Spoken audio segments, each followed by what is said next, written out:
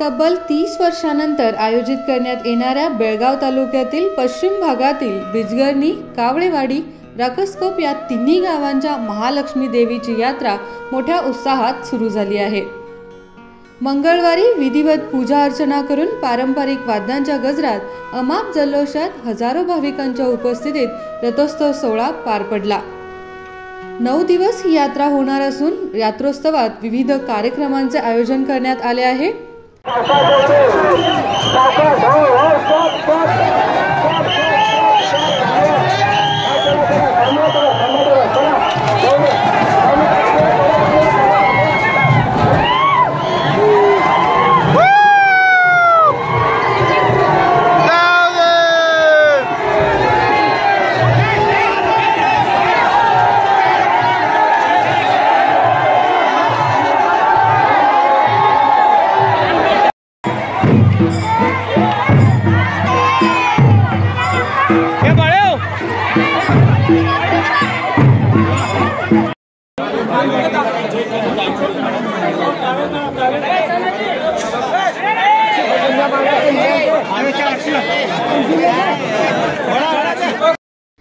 यात्रा काळात प्रवाशांची गैरसोय टाळण्यासाठी रकसकोप, बिजगर्णी आणि कावळेवाडी गावांना जास्त बसची सोय करण्यात आल्याची माहिती परिवहन विभागाने दिली आहे।